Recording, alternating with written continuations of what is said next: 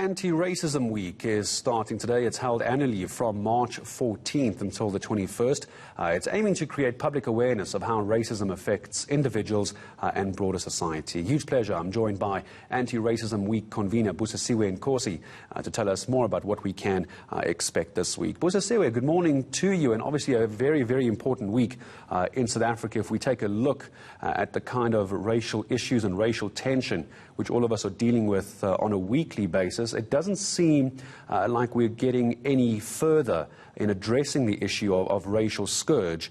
I don't know if you'll agree with me, but how do we use this week coming up to try and address these various issues? Good morning. Good morning, and thank you for having us. Indeed, it's one of those weeks we try, or at least we request the South African public in particular to start off with a self-reflection. Like, look at yourself, look at your own thoughts, look at your own unconscious biasness, and see how you can change that. We also then say to companies, individuals, to look at policies, interrogate policies, and to speak out when it comes to race and racism. But more than speaking out is us uniting against racism, us having those difficult conversations, but also implementing change where change is really needed. As we look ahead into Anti-Racism Week coming up, there are obviously many facets, Busisiwe, to racism in South Africa. There's implicit and explicit kind of racism as well, both of those. But then one could also argue that there is ignorant racism and arrogant racism. And one article reading earlier this week suggesting that ignorant racism and arrogant racism in South Africa are as bad as each other. I do. I agree with that completely.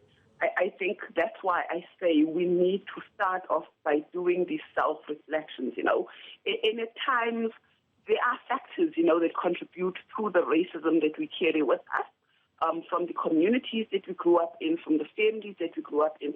Some things that are racist that we grew up as a norm. In our households, it's been a norm. So you don't see the wrong that you are doing, but we need to start opening ourselves up to criticism as well, and acknowledge when we do inflict pain and make the change from there. Why do you think people are still so scared to talk about racism? One of the calls is to speak out, but I think people are still very scared, aren't they, to talk about racism? It's a very sensitive subject for them, and perhaps a lot of people are scared that once they enter into that conversation, that it could be either turned on them, their own implicit prejudices could be exposed. So I imagine there is a fear factor involved in talking about racism, which we all, of course, need to do. Yes, I think racism is a sensitive topic in South Africa in particular. And that's why most people would engage more with you when you talk about biasness and unconscious biasness instead of just anti-racism or racism itself.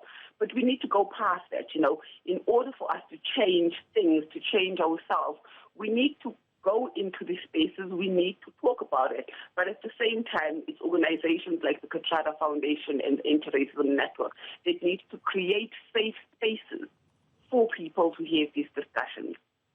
In the last 30 seconds to a minute I have with you, Busisiwe, do you think government is creating those spaces? Is government saying the right things about racism, or is it being used as a weapon?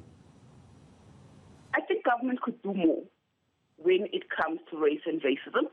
I think it should not just be a matter of them saying that they embrace non-racialism, but it should actually be in the actions of government. Government should be in the forefront in the fight against racism and ensuring that this topic remains on the national agenda.